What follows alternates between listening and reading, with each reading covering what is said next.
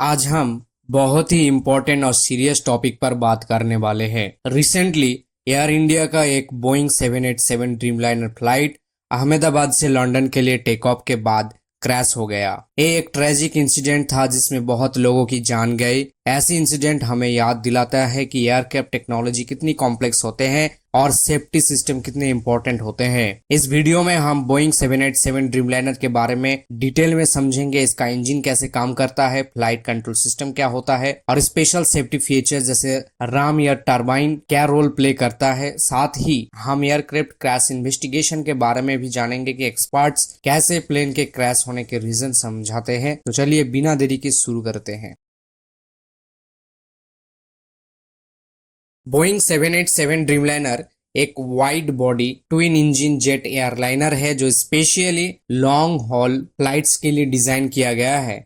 इसका सबसे बड़ा फीचर है इसका लाइट वेट कॉम्पोजिट एयरफ्रेम, लगभग 50% कॉम्पोजिट मटेरियल से बना है, जो इसी ट्रेडिशनल मेटल प्लेन से काफी हल्का और फ्यूल एफिशिएंट बनाते हैं। इस प्लेन में 210 से 330 पैसेंजर बैठ सकते हैं और ये लगभग 13,500 किलोमीटर तक बिना रुके उड़ सकता है। कॉम्पोजिट मटेरियल्स की वजह से प्लेन की स्ट्रेंथ भी बढ़ती है और करोजन या फटीग के चांस कम होते हैं, जिससे एयरक्राफ्ट की लाइफ भी ज्यादा होते हैं। ये प्लेन एयरलाइंस के लिए कॉस्ट इफेक्टिव होने के साथ एनवायरमेंटल फ्रेंडली भी है, क्योंकि इसका फ्यूल कंजम्पशन ट्रेडिशनल प्लेन से 20 से 25% कम होता है। बोइंग 787 दो high bypass turbofan engine use करते हैं।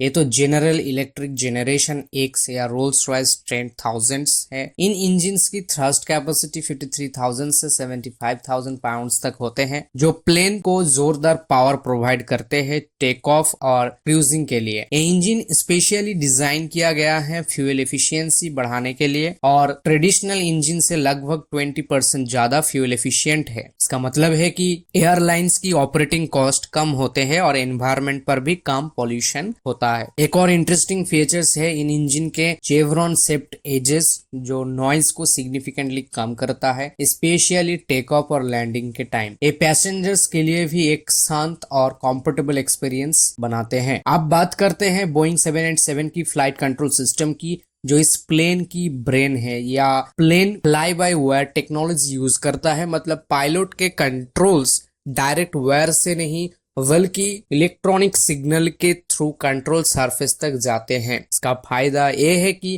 फ्लाइट कंट्रोल ज्यादा प्रिसाइज और रिलायबल होते हैं। अगर कोई प्रॉब्लम होते हैं तो सिस्टम ऑटोमेटिकली पायलट को सेफ मोड में ले जाते हैं। बोइंग 787 के फ्लाइट कंट्रोल सिस्टम में 3 मॉडल्स होते हैं, नॉर्मल, सेकेंडरी और डायरेक्ट। नॉर्मल मॉडल ये डिफॉल्ट मॉडल है जहां कंप्यूटर सब कुछ मॉनिटर करते हैं, फ्लाइट एनवेलप प्रोटेक्शन देता है, जिससे प्लेन कभी अनसेफ स्पीड से एंगल पे नहीं जाते। सेकेंडरी मोड, अगर कुछ सेंसर फेल हो जाए तो सिस्टम सिंप्लीफाइड मोड में चला जाता है, लेकिन प्लेन सेफ रहता है। डायरेक्ट मोड सबसे बेसिक बैकअप मोड है, जिसमें पायलट के इनपुट डायरेक्ट कंट्रोल सरफेस तक जाते हैं बिना कंप्यूटर प्रोसेसिंग के। फ्लाइट कंट्रोल सरफेस जैसे एलिवेटर, एलरॉन्स, रडर और स्पॉयलर्स इलेक्ट्रिकली कंट्रोल्ड होते हैं, जिससे प्लेन की रेस्पॉन्स बहुत फास्ट और एक्यूरेट होता है। हाइड्रोलिक सिस्टम की जगह इलेक्ट्रिक एक्चुएटर्स यूज होने की वजह से मेंटेनेंस भी आसान होते हैं और रिलायबिलिटी बढ़ते हैं। सेफ्टी के मामले में बोइंग 787 में कुछ यूनिक फीचर्स है, जिसमें से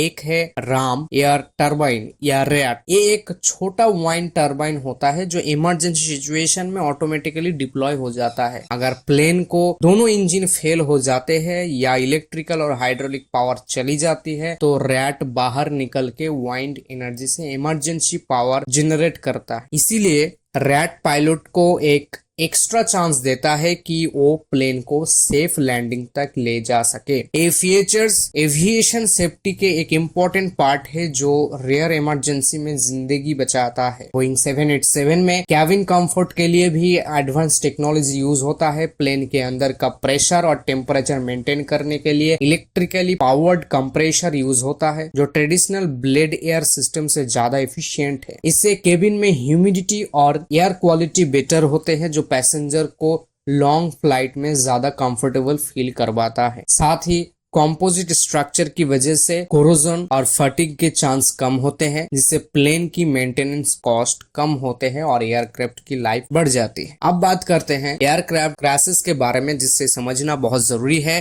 खासकर जब हम रिसेंट एयर इंडिया क्रैश की बात करते हैं। जब भी कोई क्रैश होता है, इन्वेस्टिगेटर सबसे पहले प्लेन के black boxes, cockpit voice recorder और फ्लाइट डेटा रिकॉर्डर को रिकवर करते हैं। कॉकपिट वॉइस रिकॉर्डर पायलट की कॉकपिट में हुए बातें रिकॉर्ड करता है और फ्लाइट डेटा रिकॉर्डर प्लेन के टेक्निकल डेटा जैसे engine status, speed, altitude record करता है। इन्वेस्टिगेटर रेकेज साइट पे जाकर हर एक टुकड़ा ध्यान से एग्जामाइन करते हैं, इंजन पार्ट्स, वायरिंग, फ्लैप्स और फ्यूल सिस्टम तक, ताकि पता चले कि क्रैश की वजह क्या थी। कॉमन कॉजेज में engine failure, fuel supply interruption, flap misconfiguration या मेंटेनेंस इशू हो सकता है। साथ ही पायलट की ट्रेनिंग और फ्लाइट हिस्ट्री भी चेक की जाती है। इन्वेस्टिगेशन इंटरनेशनल एविएशन स्टैंडर्ड्स के हिसाब से होते हैं। ये साइंटिफिक और डिटेल्ड प्रोसेस होते हैं, जिससे एविएशन सेफ्टी को इम्प्रूव किया जाता है और फ्यूचर एक्सीडेंट को रोका जा सकता है। आज हम बोइंग 787